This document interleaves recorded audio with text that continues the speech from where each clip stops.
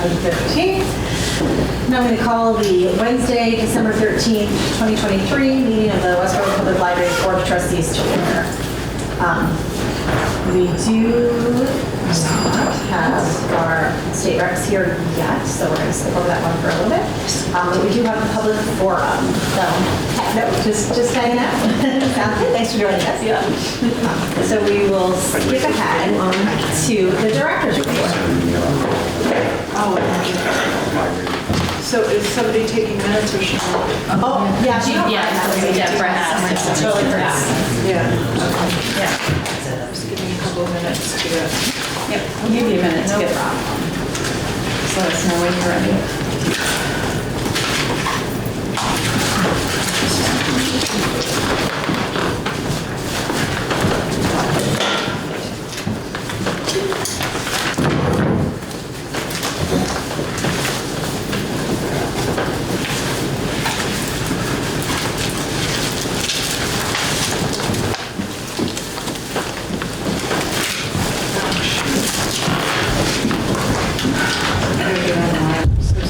That's okay.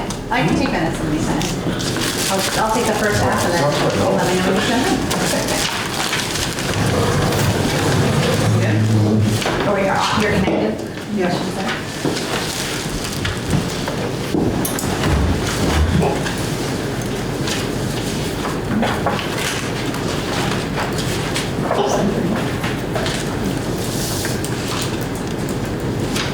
Okay.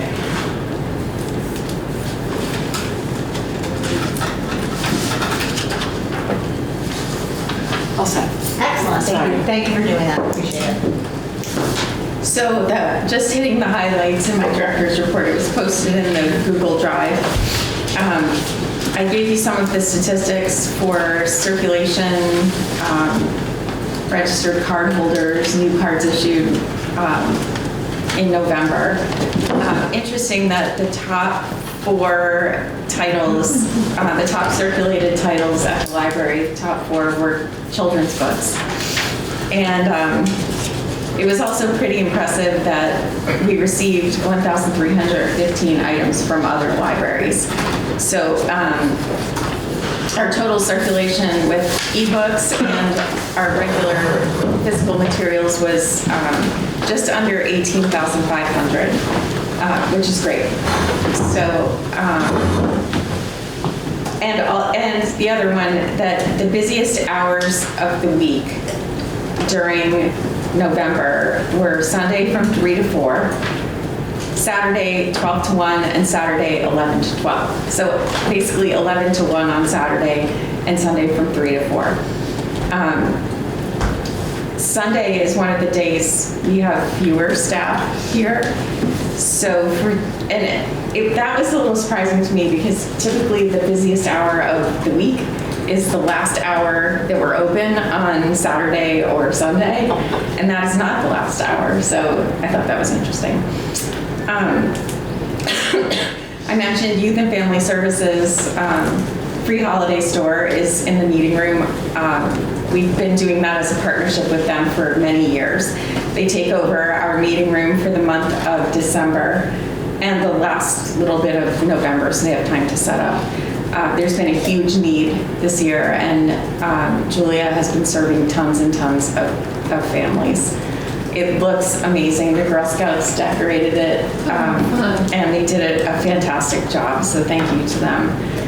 They're still accepting donations. They are. They are. And There's a bin in the hallway outside the elevator. And donations of toys. New toys. taking the elevator down. Wrapping paper also. Yes, they do need wrapping paper, tape, bows, those types of things as well. That was something she wasn't getting a lot of donations. And then also thank you to the Civic Club and the Garden Club for the donation of evergreen wreaths. We have those in the front window downstairs over the front entrance and one downstairs in the children's room. I was able to be here to appear as Mrs. Claus, and that was fantastic, like it always is. I said in my report, that's one of my favorite days of the year. And just a little story I want to share about that. I was down in the children's room last Friday, just covering for Bernadette to go to lunch and to go run an errand. And 2 little girls came up to me and to ask me for, I don't know, books or something. And one of them looked at me and she said, "You read us stories. You were Mrs. Claus." "Don't tell anybody, I'm her." And she's like, "Are you really her?" I was like, "I am." And she said, "Well, then why are you here?" And I said, "Because sometimes I like to come and help the librarians." Like, "Is that okay?" She was like, "Yeah." And it was just so cute. We had the whole thing going, and they kept coming up and saying, "Mrs. Claus, do you have Arthur books? Mrs. Claus, can I have a pen?" It was fantastic. And then I went to tell them that I had to go. I had to go hitch up the reindeer because I had to get back. And she was asking me, like, "I thought Santa Claus dropped you off." I said, "No, Santa Claus is busy. He's getting ready for Christmas." I came, and sometimes I like to drive. So I only took 2 reindeer and a sleigh today. And, but I have to get back. And I just wanted to say bye. You have changed the history of Christmas for them, you know. It was so fun. It was so fun. So that was great. We are going to be offering English conversation circles again. They were really successful pre-COVID, and then I think around 2019 we stopped offering them because attendance kind of dropped. But there's definitely a need again in the community. So Tracy has organized those, and they're going to start in January after the holidays. It's for people who know basic English but want time to practice their English. It's not an ESL class. And if we determine that there's a need for that, we'll figure out a way to do ESL. But right now it's just conversation circles. And the other big project I wanted to mention was if you've been in the shelves looking for nonfiction, it's been a little bit chaotic the last few months because Caitlin has been recataloging our entire nonfiction collection. We transitioned during COVID, during the shutdown, from Dewey to a different kind of more bookstore type model, and to try and make it easier for patrons. And the system we were using ended up being more confusing than helpful. So she found another different classification system that was sort of invented by a library in another state. So she took it and kind of modified it to fit our collection. And then we talked about it was going to be a big undertaking, and she knew that. So we decided to adopt this new cataloging system. It uses words instead of numbers. So like the very first set of books is animals, because it starts with A, and then biographies. So we have some major subject headings, and then it narrows down, but no more than 4 deep, so that the labels make sense, the finding it on the shelf makes sense, and so far so good. But I gave her a deadline of the end of December to finish it because it's been in transition and turmoil for far too long, and patrons are getting upset. Staff is having a hard time finding things. Patrons are having trouble finding things. So we're hoping that we're going to have that done.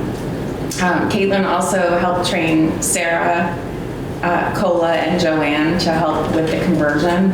And we got some training for them from C.W. Mars when Caitlin was out on maternity leave. So with 4 of them working full speed on the project, it should be done by the end of December. So then we'll do proper signage on the ends of the shelves, and life should be good after that. But it's a really innovative way of organizing the collection, and I want to encourage her to be innovative, but we got to get the project done. There's some tweaks we have to make to it, but we can't keep stopping and tweaking our system and having to go back and redo. We just need to like push through and get it done. So that's wonderful. That's the highlights from the last month. Good riddance, Dewey. Yeah. Goodbye to Dewey. Well, we thank you to Caitlin for her work on that. And I just wanted to add one thing. While Maureen was out on leave, we had a patron come in and ask what a need was within the library, and she wanted something that nobody had been involved in. So we talked about outreach. She loved what we're doing at Arrive and what we've been doing, going to the different apartment complexes. And at the end of the day, she and her family's foundation, the Mary Lincoln Johnson Foundation, donated $5,000, and they would like it to go towards a transportation form for outreach. That's amazing. So, Wow. yeah. $5,000. Yes. Tuna sandwich. That's awesome. So I am going to continue the search for a grant or any kind Yes. of monies that we can get to acquire a vehicle for outreach. It doesn't have to be a giant bookmobile, but it should be something just. And you said it was Mary Lincoln Johnson It's the, Foundation. yes, Mary Lincoln Johnson Foundation. Traditional spellings. Yes, I'll drink it, yes. So that money is in a gift account at the town, so it can only be used for that purpose. Okay. That's awesome. Excellent. That's very good. All right. And thank you, Lynn, for leading the way while Maureen was out. You did a great job filling her shoes, and yours as well. Next up on our agenda is trustees up for re-election discussion. So, is that the new polling papers has opened up. So we have 3 trustee positions every year. Up this year is Jim, Shane, and Karen. And Karen and Jim will both not be seeking re-election. Karen's not going back on? I'm sorry. Karen's not going back? Karen is also not going back on. So we will miss you, and thank you for your many years of service. You have been a staple here for a long time, and you've done a lot of great work, so we thank you. So, Not going anywhere. and we can't leave us yet. So if anybody knows anyone that is interested, reach out to Connections. We definitely have 2 spots open at the moment. And they'll need to pull papers and return signatures by January. January 23rd, I think it is. Might even say that. Group substance. It does say that right there. It comes back. And if anybody has questions about the job of a trustee, send them to Mary or me. I'm happy to talk to them as well. And you can always invite them to come to a trustee meeting as well. That's always a good way. I don't know if any of you did before you. Karen brought me along. Was that pretty friendly? I did too. And are you up again? Yes, I am. Okay. And I'm going to get a little signature from a couple of you. I'll pass it around. For sure. All right. That next one brings us to library building project repair. Project update. Mr. Baldwin, that is you. That would be me, okay. So the building committee has met twice since the last trustee meeting. We met on the 20th of November to talk about heating, ventilation, air conditioning, upgrading choices. That's HVAC. That an acronym comes out of a lot, comes out of me a lot just because you don't know what it is. And then again yesterday for just sort of general purposes. So the 20th November meeting on the HVAC system. The background is our scenario 1A, which is what we're working on, envisions an upgrade to that, which would replace several major components and make us more electrified, which is more in line with the town's sustainability goals. So we probably make less use of the gas heater and have a big heat exchanger for heating in the winter and cooling in the summer. So that's what we're looking at now. Sort of our old baseline scenario 1, didn't have that, and it cost roughly $1 million less for the HVAC portion. So the building committee wanted to take a look at that $1 million and get a better idea what was driving that cost and what that expense would do for us in terms of costs and sustainability and ecological impact and costs in the sense of operating costs and also the upfront costs. So we had a meeting and learned a lot. The architect had hired a consultant who's an HVAC expert and had gone through and evaluated the whole building and broken it down and put it in a big report. And he talked to us about the various options. If anyone's interested, I can talk through some of the options offline. The meeting is recorded. And if you take time to listen and learn about all the HVAC concepts, you'll learn a lot. It's really complicated. There's a lot going on. There's, I don't know, half a dozen major units, and there are all kinds of little parts that go with it. But the summary, at least the summary I came up with is, there's, like I said, a bunch of major subsystems. We've got a boiler, there's a chiller, there's a thing on the roof to get ventilation air in, a lot of systems connecting those things. And they all have, some of them we put in 1980, some of them were put in 2012, some of them were in between. So some of them are close to end of life, some of them, the boiler and the chiller have maybe 10 years of life. And so sort of the sense I got from the meeting is that things that are beyond or near end of life need to be replaced, like the fan coil that caught fire. There's another dozen odd of them around the building. There's some pumps that are at least 40 years old, and we're supposed to have a working life of 20 years. The energy recovery system, I think it's called, on the roof has about 5 years of life left. By the time we get through the renovation, it will have maybe 2 years of life left. And rather than do that separately, it sort of makes sense to do that. Possibly the biggest chunk of the project is replacing the chiller, which does the air conditioning, with a heat pump, which would do air conditioning and heating. It uses electricity for the whole thing. And that has 10 years of life, so it doesn't necessarily need to be replaced from that perspective. And it's a relatively expensive component. We don't know the cost yet. The architect is going to be working of that particular subsystem. The architect is working on that. So the upside is we got a lot of information, have sort of defined the problem better, and then we, the building committee, tasked the architect to go out and do a component by component price estimate as part of their overall price estimate for the whole project. And when we get that, we'll have some better numbers as far as what each of the different things will cost, and we can try working on some estimates of what their actual effects will be. But it seems that just in terms of operating costs, the existing system and the new system are probably roughly the same, in the same ballpark. Close enough that it's going to depend on what the price of gas is versus what the price of electricity is. And there's no way to know that 10 years in the future. So that's, in my opinion, we don't have a major cost advantage either way in terms of long-term operating costs. At least we don't know that we will, or we don't want to go on. So that's just the HVAC summary. Any questions or thoughts on that?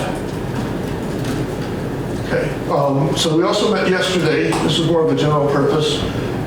The design process is ongoing. We don't have any particular news on that. The building committee unanimously adopted a statement on Americans with Disabilities Act compliance, which we'll be reviewing later in this meeting, so we can talk about it then. The Congregational Church, I mentioned last month that the building committee was liaising with the church, and what we've learned since that meeting is that the church has reached out to the town manager and the select board to talk about restarting that agreement. So that is now that the building committee feels is not in our ballpark. So we're going to continue to liaise with them with regards to items on the building project, like giving them heads up of maybe use of the parking lot. That seems to be one of their big concerns. And so that they don't get surprises with that. And any other topics of special interest to the church, we'll be reaching out to them with. So that is the status right now. Lee Emery has been the liaison. I want to thank her on behalf of, I think, the whole building committee for doing that. She seems to have built a really good relationship with Bob Peterson over there. The last one is not exactly, the last thing there is that we've been getting a lot of public input, and it's hard to satisfy the public with their public input in the public forum section of a meeting like this, because they get 2 minutes and nobody talks back. So I volunteered to start having office hours on Zoom. So on Monday, 3 o'clock on the Monday after each LBC meeting, I'll be on Zoom, and anybody who wants to call in can call in. And then they'll ask their questions, and I will give whatever information seems appropriate and bring the results of that back to the building committee. And Lee Emery is going to be on those as well. We can't have many people because then we'll start approaching a quorum, and then we'll be deep into open meeting issues. But with just 2 of us, I think we're okay. And I'm sorry, when did you say, Russ? Monday afternoons, 3 p.m. On the Monday after each LBC meeting. So the next one will be this coming Monday, the 18th, I believe it is. And I've asked Maureen to, once all the language is locked down, to put an announcement of that on the building committee's webpage, on the library webpage. So if anybody has questions they want to really hash through, if you have friends or acquaintances who like it or don't like it, feel free to have them jump in. As long as we don't, if we get 40 people, that's not going to work. That's not office hours. But Thank you for taking the time to do that. Yeah. Donahue and see. Does anyone have any other questions about the library building repair project as it stands? As always, the information's on the Google Drive, as well as meeting minutes and meeting recordings. Can I say one other thing, Yeah. just for the minutes? The architects will be giving all of the work that they've done to this point on the high-level schematic design to the estimator this Friday. And the estimators will work on it for the next few weeks, figuring out costs. They always get 2 estimates. The architect uses an estimator, the project manager uses another estimator, and then they sit down together. The architect and the project manager will be sitting down together January 4th to do what they call a reconciliation meeting. So they'll look at each other's estimates and figure out, why do you have this one at this price? I think it should be this. And they kind of hash through any discrepancies. And then they settle on a number that becomes our cost estimate. So that information will be given to the building committee the week after the reconciliation meeting. And then we will be having a meeting middle of January to hear a presentation about the estimate, how they arrived at it, and then we'll have the number that we'll be taking to the Springtown meeting. So yeah, that's January 16th. January 16th, 3:30 p.m. It's Tuesday. Sorry, I should have brought that up. If you're able That's actually to the join that biggest meeting, thing. it would be a good meeting to go to. If not, just, it would be a good one to watch after, so that you have that information. But the good news is everything is still on track for their timeline to have everything ready and to get it before all of the boards and committees that are required ahead of town meeting. So we'll be scheduling some public info sessions, probably February-ish, Yeah. to share information with the public as well, maybe late January. I imagine also scheduling the presentations to the select board, Yeah. finance committee, and whoever else. Yeah. Are we still on the agenda for select boards coming up? Yes, Or like this an coming update? Tuesday. The 19th. The Yeah. 19th, okay. Do we know before we get there what time we're on, or is it very open? The agenda hasn't come out yet, but I'll share it with everyone when we get the agenda. Sounds good. 30 minutes. So 30 minutes. Okay. Thank you. So that rolls us into our LBC 88 statement discussion / Okay. You want to take this? You want me to? Okay. So, as I'm sure you know, we've had some members of the public advocating to try and keep the costs of the library repair project, annual cost, below the threshold that would require us to go into ADA compliance by spreading the work out over multiple years. And the building committee, in particular, Bob Petrocelli, who's the vice chair, really didn't like that idea and decided to write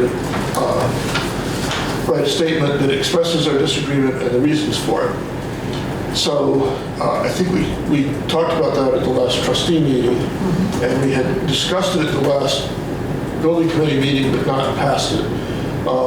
So at yesterday's building committee meeting, we did in fact pass it. I believe that is in the information packet you got, yeah. So I'd like to, I'd say I personally am in strong agreement with that. So I would like on behalf of the building committee to draw the trustees' attention to that and ask that you consider whether you want to adopt that statement or adopt a modification of it. This is excellent, absolutely. I certainly do. Yeah, it's beautifully written too. The one change I would make, somewhere in there, I believe it says the building committee adopted it or agrees with it, and you should probably change that to say the trustees. Unanimous, I assume? It was thoroughly unanimous. It's on the last page, the last sentence before the mission statement and vision statement. It says, the suggestion that these most vulnerable citizens and taxpayers be excluded from equal access to a publicly funded facility for the purpose of reducing repair costs is incompatible with the library's mission statement, see below. It is not supported by the library building committee. So what Ed is suggesting is that we add, it is not supported by the library building committee or the library board of trustees if you approve the document. Has everyone had a chance to read it, or would you like us to read it here? I make a motion to accept it with that wording that the library board of trustees also accepts. Okay. All in favor of adopting and supporting the library building committee's ADA statement, just disappeared, with the recommended addition of it being supported by the library trustees, please say aye. Aye. All opposed? Fantastic. I think this document very well represents the mission that we have here as a library, what we try to strive for as trustees. This is a very public building and very public construction project, and we're here to service everybody in the best way possible. I should also mention that I believe Maureen is going to mention this to the select board on the 19th. And we'll have the select board review it and vote on it also. They've all received a copy of it ahead of the meeting, so they'll have a chance to read it and review it before the meeting. And I just want to publicly say thank you to the building committee, but also Bob for his leadership in drafting this and pushing it forward, because he did a great job in summarizing everybody's thoughts and opinions that we all had unanimously in our discussions, both here and in the library building committee meetings, and he just put it into a beautiful document. And also doing the heavy lifting of getting the legalities of it. Yes. I think everybody agreed, and he went out and said, no, this is just not even legal. So. It's a great job. And I think it's much needed. It's a great talking point for people to understand where the library building committee is coming from with this project. Hopefully that will answer some questions as why we're taking the route that we're taking.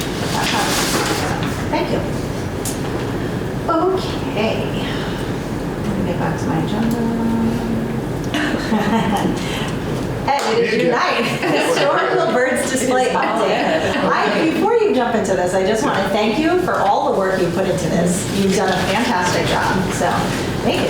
It's been a lot of work. The bird displays, it's fun, and it's relatively straightforward. You know, there's other projects I'm involved with, and they're not as easy. Anyway, yeah, so y'all are familiar with the bird displays. We actually, Martin Christensen, who is the collections management specialist for the Ecotarium, visited the library on November 20th, just before Thanksgiving, to look at the cases. So he talked with me, Maureen, and Tony Weber. And just a summary, it's a very interesting, I think, valuable conversation. And he seems to be a really nice and knowledgeable guy. The summary, Ecotarium would be happy to take them. But if the Ecotarium did take them, they wouldn't just put them out in public for people to see. They would probably put them back in their scientific collections area. And I have more to say about that in a little bit. But it's not in public view. It would not further the educational mission, whatever educational mission you might want to have for those birds. So he suggested, or at least mentioned the possibility of redoing the case. He said you could clean up the birds by basically dusting them and polishing up the eyes and then reattaching a few. Oh, that would make me happy. That's sort of generally the opinion I'm getting. Those poor birds. So excuse me, now I'm talking, I'm sorry. What's that? It's the dust. I don't know. Well, the arson. That's what I'm reading. So that was his suggestion. He actually offered to talk to his management and come up with a proposal for having Ecotarium staff take the case, renovate it, and bring it back to us. And so they would charge us for that because there's a fair amount of expert labor involved. Sure. I think Maureen said that would be something that could come out of our various grants funds and also not be a town thing. We also have the smaller display of 24 birds, which he took with him. He just took them with him. We put them in the back of his trunk and he drove to the Ecotarium and said, I'll take a look at these and I'll get an idea how much work this is going to be. So, Will they be flying back this way? They'll be on the way back. This is an interesting story. So anyway, in the course of that meeting, he invited all three attendees to come visit him and see the collections. So I took him up on that with my daughter, who's also deeply into museums, last week. Nice. So he showed us the birds, and he's actually done, as of last week, 6 of them. Wow. And apparently it's one of at least a dozen things he works on. So he gets bored with cleaning the mammoth tusks or whatever, and says, okay, I'm going to polish up this bird. I probably am exaggerating with mammoth tusks, but not much. And by the way, if I get too digressive in here because this is fascinating to me, just stop. So he showed us those birds. He showed us the birds he took from here. That case of a dozen birds he took from here. Okay. He's particularly happy about a purple-eared Mexican hummingbird. and I can see why. You look at it. Yeah, well, yeah, and it's, birds are iridescent. This has all of that, and it's 100 years old. Yeah. But it looks really good. He sent us a picture that doesn't show it, but then you see it in real life. I think he sent another picture that does show it, and it's just. But it you didn't would look. not have realized what you were seeing, when it's falling off its. Yeah, that piece was like tipped over. So They were dirty. Yeah. Those were dirty birds. So anyway, hopefully in the next few months we'll get through all of it and call us back and say, well, I think we can. This is great. I love your birds. It turns out totally different thing. His theory right now is that some of the birds were probably collected by the boys at the Living School, and some of them were collected from ladies' hats. Some of them were very professional. This is from 1920 and before. And people would wear birds and feathers and all kinds of stuff on their hats. So Real birds. real birds, well, stuffed birds. When you stuff a bird, you skin it, you make a model of the bird out of straw or something. You paint the inside of the skin with arsenic, and then you sew it back up. And so now you have this, I'm just envisioning some high fashion lady with a purple-eared Mexican hummingbird. But, so anyway, but he did say that some of them the mounting was done really well, and some of the mounting was done very amateurishly. And he thinks the hats with somebody who mounts 1,000 birds a year or something is really good at it. And the others are some guy from the lineman school who knows how to punch shotgun at things. So anyway, after the meeting, if people wanted, I can show you a picture. I took a picture of we went back and saw the stacks. They had thousands of birds. After the meeting, I don't want to take up too much time with this. I will show you a picture I took of 1/20th of the. Oh, yes, now you have to. But anyway, walking into their back room with him, Wizard's Lair. It was fun. Would he like to host us? I suspect we could ask him. I think he's. I would love to. He is. Trustee field trip? Yeah. So you know we're what? better educated about what we speak about. Yeah, and also, he's trying to promote the ecotarian for adults. It's still very much a preteen focused place. But you go in there with the right orientation, middle it's actually a pretty cool place. And I haven't been there in at least a decade, so that was another fun thing about the trip. Anyway, my overall impression is that the arsenic issue is routine at museums. And it's not an overwhelming problem. So based on all of that, what I personally recommend is that we try to keep the displays. Upgrade them to current safety standards, which he mentioned, tempered UV-resistant glass. And then do some research, possibly through the town council, on what we need to do to have them to comply with whatever regulations there are. Right. I'm sure that would involve putting some kind of hazardous material labeling on them. Right. Maybe on the back, so that if you open it, you would know. But the collections room, it's just a door, nondescript door off of the museum, and it has the placard with the diamonds on it. It's 233 or something like that. So you're only allowed to be in there for 15 minutes at a time. Anyway, if we label it, we start doing staff training, which I'm looking at y'all. I think every year we'd have to find some way to do the training in a way that everybody signs off. Yes, I have been trained, and we'd have to establish that the training is good. Whenever new hire comes in, give them the training. And it wouldn't be much. Basically, don't touch it. If it opens up, wear a mask and call blank. But it's and don't be frightened because everything's in there. But anyway, and we should also, I think, notify at least the State Fish and Game Authority to find out if we need to have a license for any of those birds and establish that. But I also think we need to talk to the town council to get an authoritative legal opinion on that, because all that stuff has legal ramifications. So. Awesome. This has been a fun project. That's awesome. He is fascinating. He is fascinating. Pardon me, you get, when you're talking to him at the meeting, I'm just going to, And the owl has been relocated in Oh, it has. my office. Oh, yeah. so this is, and I can send this to people, this is a picture of the stacks. Oh my God. And so there are at least 20 shelves like that. That's At least 20. And then there's the shelf with mammals, and then there's the shelf with human artifacts, and then there's the fossils and the shell. Oh yeah, well they can pull up. Pass this around. There's at least 20.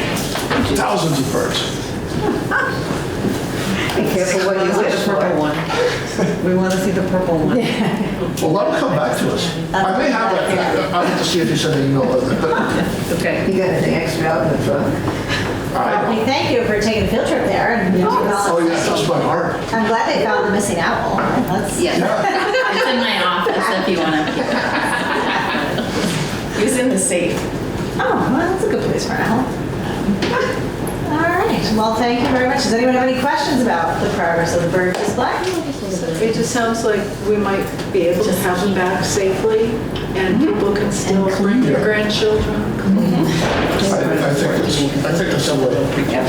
And we can work it into the renovation. One of the artifacts they had there was a bear, big stuffed bear. Apparently, there's a plaque saying donated by the gun club or the gun room. So it's a gun store or a hunting store that had this outside the store for people to look at. To the point where its nose had been polished clean from people patting it on the nose. So it's full of arsenic. That's a lot of it. It's in the back room, yeah. But it was also out in public on the street, so. Right. Get or don't like it, feel free to have them jump in. As long as you don't, if you get 40 people, that's not going to work. That's not office hours, but. Thank you for taking the time to do that. Yeah. Donahue and see.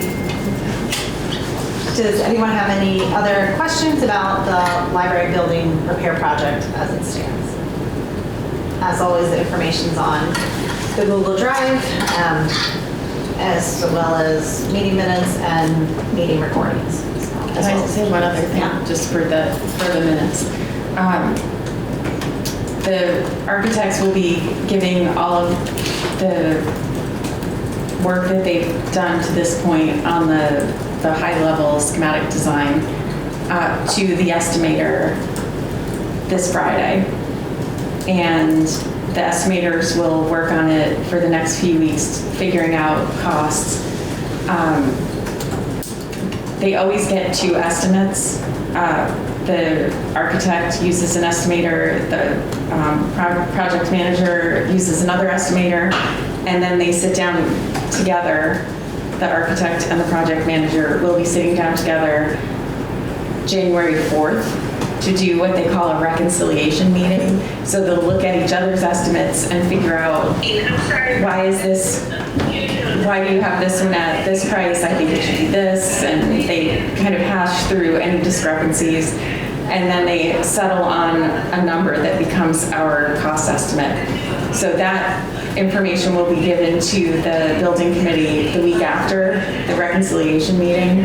And then we will be having a meeting middle of January to hear a presentation about the estimate, how they arrived at it, and then we'll have the number that we'll be taking to the Springtown meeting. So Yeah, that's January 16th. January 16th, thank you. 3:30 p.m. It's Tuesday.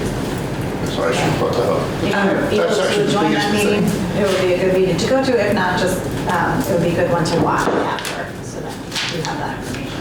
But the good news is everything is still on track for their timeline to have everything ready and to get it before all of the boards and committees that are required ahead of town meeting.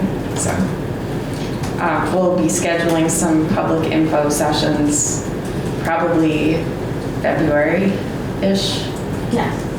to share information with the public as well, maybe late January. I imagine also scheduling the presentations to the select board, Yeah. finance committee, and whoever else. Yeah. Are we still on the agenda for select boards coming up? Yes, Or like this an coming update? Tuesday. The 19th. Okay.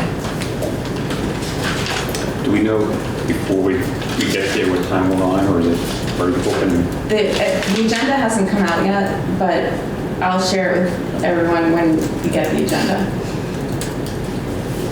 Sounds good. 30 minutes. So 30 minutes. Okay. Thank you. So that rolls us into our LBC 88 statement discussion. Okay. Early newsletter is ongoing. Yeah. It's due on the 21st. That is good. Terrific. And the other thing I wanted to add, Janine and I had a session scheduled at the Senior Center to do it was actually, we're still going to do it. It ended up having to be rescheduled, but I'm going to do a presentation that I did for the Civic Leadership Academy.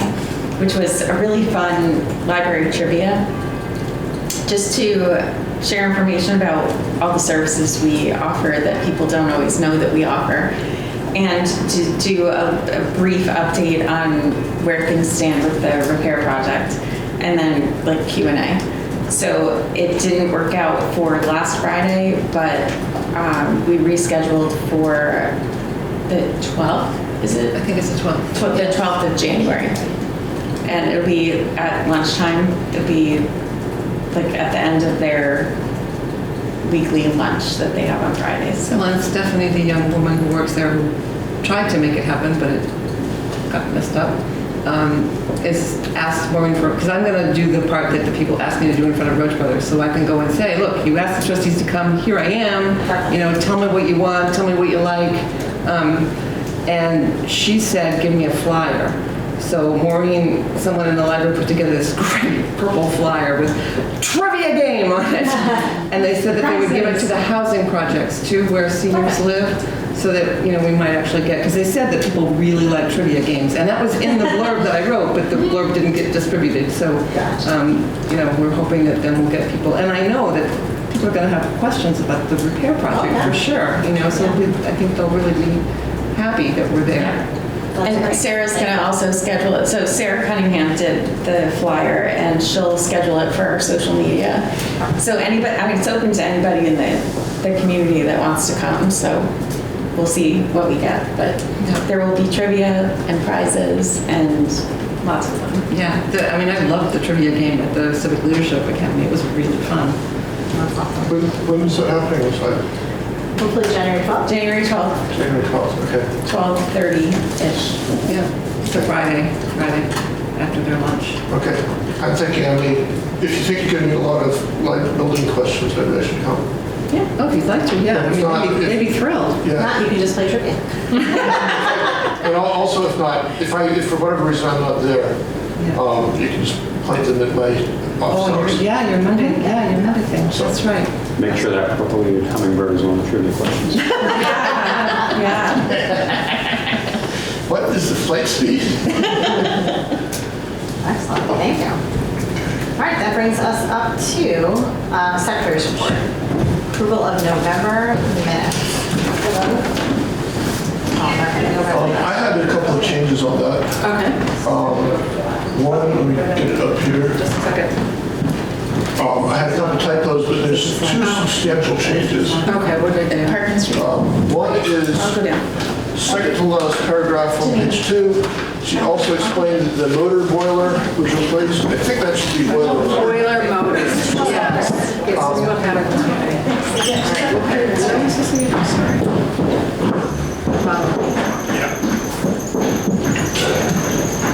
And the other one is in the middle of page 2, and it's, let's see, 1, 2, 3, fifth paragraph, and it says, it's about the ADA thing, and it says that the building committee had issued a statement, but last month we just drafted a proposed statement.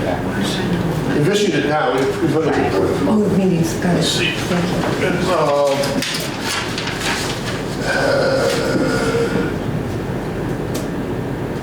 Issued, right there. Oh, So drafted a proposed statement, I think is accurate. thank you. And there's a couple of typos that don't really matter.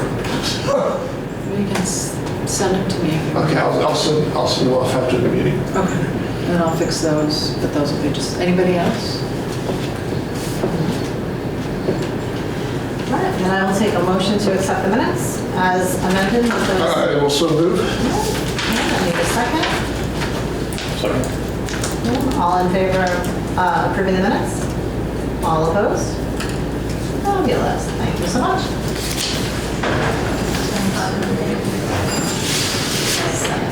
Seven of us here. Then it brings us to the treasurer's report. There are copies by Kate if anybody needs a print copy. Sorry, I'm late. No worries. Almost wrapped up. I never understand it anyway. As far as the treasury report, things that are gonna stand out are is the Sunday line item budget for wages.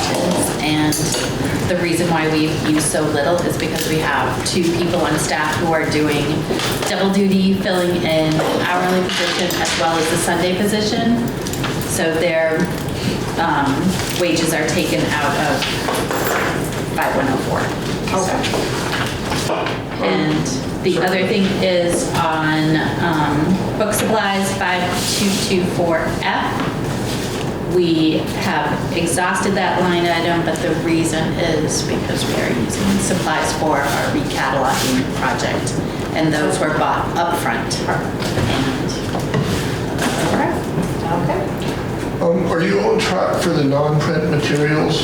Non-print materials are primarily DVDs and CDs. Early newsletter is ongoing. Yeah, it's due on the 21st. That is not good. Terrific.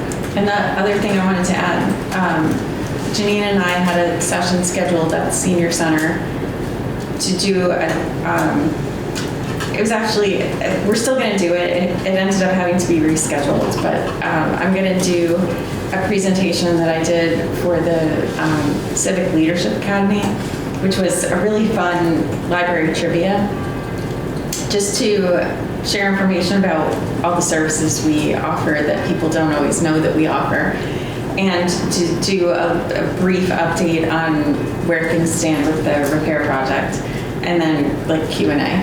So it didn't work out for last Friday, but we rescheduled for the 12th, is it? I think it's the 12th. The 12th of January.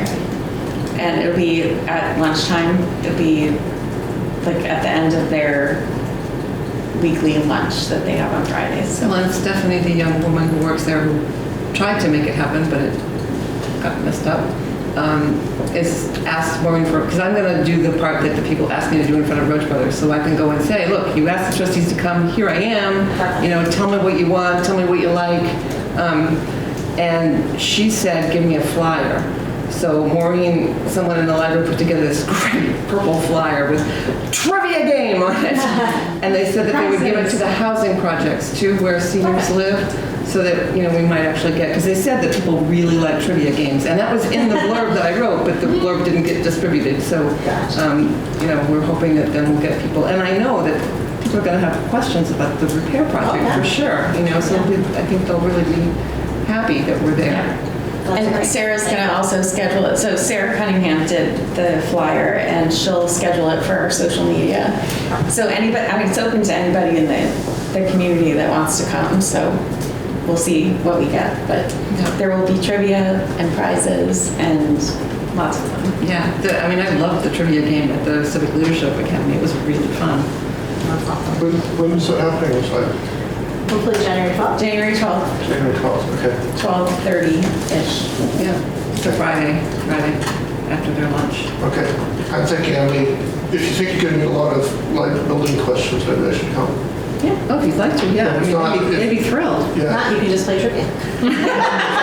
And also, if not, if for whatever reason I'm not there, you can just plant them at my office hours. Your Monday thing. That's right. Make sure that purple-eared hummingbird is one of the trivia questions. Yeah. What is the flight speed? Excellent, thank you.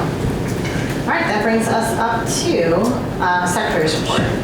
Approval of November minutes. I had a couple of changes on that. Okay. One, let me get it up here. Just a second. I had a couple typos, but there's 2 substantial changes. Okay, what did they do? Perkins Street. One is I'll go down. second to last paragraph on page 2. She also explained that the motor boiler was replaced. I think that should be boiler. Boiler motors. Yes. Yes, we will have it. Sorry.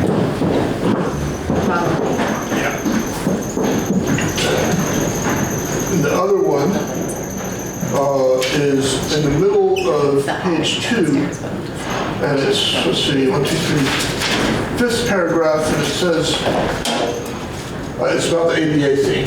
And it says that the building committee had issued a statement, but last month we just drafted a proposed statement.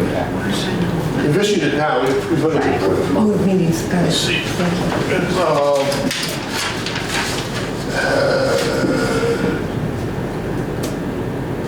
Issued, right there. Oh,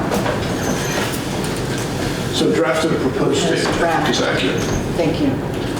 And there's a couple typos that don't really matter. You can send them to me. Okay, I'll send them off after the meeting. Okay. And I'll fix those, but those will be just, anybody else?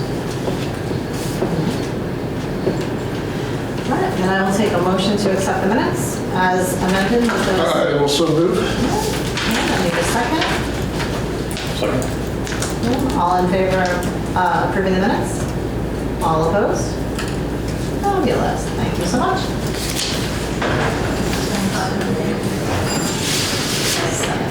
Seven of us here. Then it brings us to the treasurer's report. There are copies by Kate, if anybody needs a print copy. Sorry, I'm late. No worries. Almost done. As far as the treasury report, things that are gonna stand out are is the Sunday line item budget for wages. And the reason why we've used so little is because we have 2 people on staff who are doing double duty, filling in hourly position as well as the Sunday position. So their wages are taken out of 5104.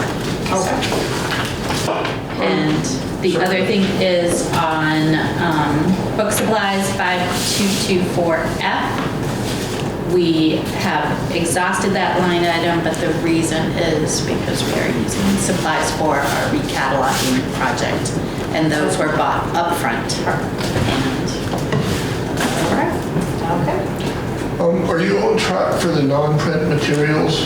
Non-print materials are primarily DVDs and CDs, which they're Not being used anymore? not, yeah, we were actually talking about that today, about starting to possibly phase that out as we move to, Where did ebooks and that kind of thing? those come out of the 5224E. So the online things, okay, Yeah. right, online, that would make sense. Yeah. Great, thank you. Yeah. But in terms of all of our materials, we're on track. Okay.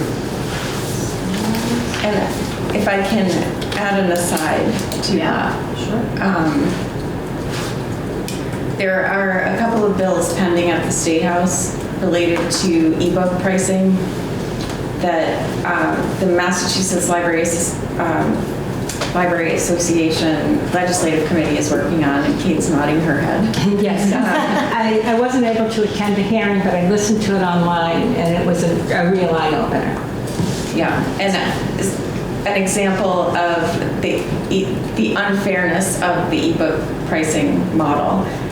Any one of us can sign up for audible.com for $9.99 a month and listen to our audiobooks, $9.99. I bought some ebooks today for our collection that are ones that our patrons are waiting for, and one of our patrons has been waiting for since June, and it's still showing a 25-week wait because there are only maybe 3 or 4 copies in CW Mars. So I purchased an additional copy, and the way our lending model works, Westborough patrons get priority on the materials that we purchase, and then once all of our patrons on hold are fulfilled, then it's available to others in CW Mars. So the ebook that I purchased today was $82. What? And it's the same audiobook that any one of us, in our private life could listen to for $9.99. But it's the way the publishers price the books for libraries that forces us to pay these ridiculous prices that it makes no sense at all. So there's legislation in other states as well, but it's been introduced here in Massachusetts to put pressure on publishers to, yeah, to make the pricing fair and not like it is currently. So I will keep you posted on that, and if there's opportunities for us to submit testimony, I will ask you to do that. And as the bill progresses, I'll keep you posted. I want to say that question has been sort of simmering in the back of my mind because as a treasurer, I sign all those invoices. And when you see 30 books on Overdrive, just ebooks for $30 a piece, and like I said, you could go get them on Amazon for $10. It was rubbing me the wrong way continually. I'm glad to know that. And we can't purchase the Amazon download because they don't sell in that model to libraries. So it's my understanding that a lot of those ebooks for libraries have expirations, right? they do. You have to So purchase it. yes, many of them expire 1 year after purchase. Some of them, it's after 26 checkouts. Some of them, it's 2 years. Some of them, it's called one copy, one user. So you buy it and then you sort of own it. You're licensing it, but it doesn't expire. And the pricing on all of those is different depending on the model that you purchase. It's wild, and I think it's something that the general public doesn't know or understand that this is a challenge. So I'm glad to hear that the awareness is being raised and that efforts are being made to change it. Thank you for your work on that. I appreciate it.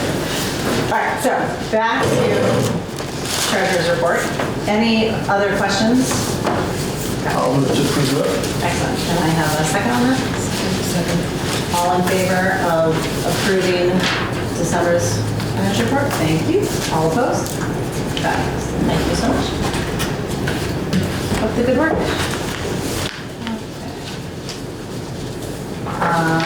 Friends and Foundation update. I do not have any. When is the next book sale? It'll be the second weekend in January. Fabulous. And I would just like to thank the Friends they did a staff appreciation breakfast for us today. It was lovely. So thank you to them for that. Very nice. Does anybody have anything in particular to note for next month's agenda items? This will be on there anyway, but we'll have an update for you on whatever the price estimates are. I think that'll be our biggest news for a while. I feel like you might have a lot to say that day too. Yeah. Okay. If anything else pops into your head as the month goes on, let me know. We'll throw it on the agenda. Okay.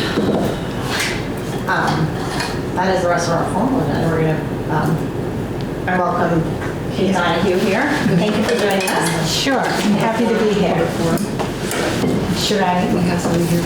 Oh, yeah, okay. Can I put you on pause for 1 second? Sure. Jump to public forum. Did you want to join us in saying? Oh, absolutely. We did it earlier in the meeting, but no problem.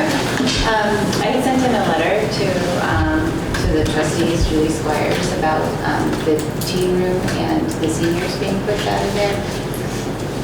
Could I get your name? I'm sorry. Julie Squires. Last name? Squires. Oh, SQ. Thank you. So I sent a letter concerning that and regarding it. There's the the Age Discrimination Act of 1975. I was just wondering if that was going to be brought up with town council. I know I got an email response, but I didn't feel like that covered the concern. I don't know if anyone can speak to that or not. So I believe that act that you sent does not apply to this building. It's not, that applies to federal funding. Is that correct? Does this library not get any federal funding? We do not. I'm happy to forward that on just to double check and confirm. I appreciate that. No problem. I will say that the current design for the library repair actually builds a separate teen room with the wall and all, so it won't be in the I'm just middle of- curious why we would shut off like the whole front of the library, which my concern is, I've lived in town my whole life. Yeah. And, I know a lot of older residents that personally have told me that they've been pushed out of the front room, that, they've been reading in that library every day, reading the newspaper. I've come here when my kids were little, see them, say hi. They're fixtures here, and I think you could probably figure out some of the people that I'm speaking for. And then also, like, the ladies group was pushed into the downstairs room with no windows. And it just seems like these older residents have been paying taxes here forever. And I just don't understand why they wouldn't be able to stay where they're comfortable, sit where there's plenty of light. I mean, I'm looking in here, this seems like another similar room to downstairs. Could this be a senior room where, they can sit and read the paper, where they can see better? Because, understanding they can't see very well in the back room, having to bring a little light, or maybe even having a teen room up here. And especially since the teens are in school till at least 2:30 every day, we're shutting off the whole beautiful front library for no patrons all day. And I guess I just can't understand why we would be doing that. I don't know if you all read my response, but I'm happy to kind of summarize that here.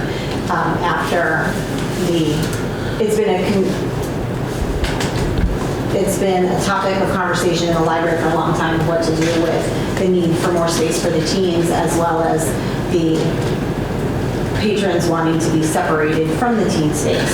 And since the teen room was already there, after the town meeting decided not to expand the library, we still have that problem on our hands. And so it was one of the solutions that we had been talking about for a long time, and we decided to give it a try. We're trying it for a period of time. I would encourage anybody that has opinions on it. I'm happy to also leave a comment area that people can give us their feedback on that as we move forward with the library building repair project. But this particular proclamation is about Mary. And I just wanted to say, Maureen wrote a beautiful letter nominating you for Trustee of the Year, and congratulations on your award. Maureen talked about, and I've seen firsthand, the challenges that the trustees have faced. You face the challenges of, you're sitting here, and this is clearly a building that needs work, and clearly something that people cared about. And I know each and every one of you made a difference as we were trying to move forward with this in very, very challenging times. If it was just everything that all of you have worked with in terms of the building, the first town meeting, the second town meeting, and now getting the building renovations done, that entitles not just Mary, sorry, I will turn the ringer off. That is a reason for each and every one of you to be recognized, just what everything's gone through around the building.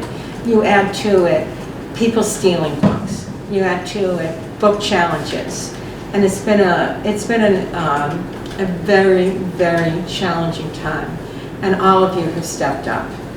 As a first-term legislator, I've learned so much. I have, as a first-term legislator, people ask me what's it like, and I say I learn something new every day, and on a good day I get to help people. Because of people here who reached out to me about the book banning legislation, I can't go to every hearing, but one of the benefits of the pandemic was that now all of our hearings are taped, and I can listen to them at night. So I had the opportunity to listen to the hearing, and I went to learn more about book banning, but I learned a lot about the ebook issue, which was at the same hearing, and it was really, really eye-opening. So, but I know it's been a long day, and I don't want to take too long, and I see you have the refreshments, but let me just, now I'll go over to the other side, and I'll read the proclamation. And is someone taking pictures? Me. Wonderful. I was going to hand you my camera, and nobody was. So let me just, you want to just stand up? So, be it hereby known to all that the Massachusetts House of Representatives offers its sincerest congratulations to Mary Johnston in recognition of being named the 2023 Massachusetts Library Trustee of the Year Award by the Massachusetts Library Trustees Association, and for your service to the Westborough community. The entire membership extends its very best wishes and expresses the hope for future good fortune and continued success in all endeavors. And you're giving the award on October 21st. It's a little bit of a delay, but it's dated October 21st, and it's signed by Rep. Hannah King, Ron Mariano, the Speaker of the House, and by me as your state representative. Thank you So much. congratulations. I know it's a very prestigious award, and I'm thrilled that I'm able to be here to present it. Yeah, so it's a big honor, but you deserve it. And I just do want to again take a second to thank every one of you for all the work you've done in a very, very challenging time on the library trustees. Thank you. Thank you. And I just wanted to, I just got the letter from the community advocate, and I got a copy of it, and I got it framed. So this is for you. Oh, thank And then you. this is, I got a second one just for to hang up in the library. Thank you so much. I guess we don't put it here first. Everybody. That's awesome. Thank you. Well, it is, I feel like it's an award for all of us. We've been down this journey together. It's been a pleasure working with all of you. It's easy to lead lovely people. So I appreciate all of your contributions to not only the library, but Westborough in general. Thank you for your leadership. Thank you, Mary. Thank You you. did such an amazing job. It's been fun. I love working with. That's all. It's a happy place generally. I love it. So, and I help yourselves to some chocolate as my little token of appreciation for all your work this year. So thanks so much. It is officially 8:26, so I'll take a motion to adjourn. So second that. All in favor? All opposed? Terrific. Thanks so much, everybody, for joining us. Thank you.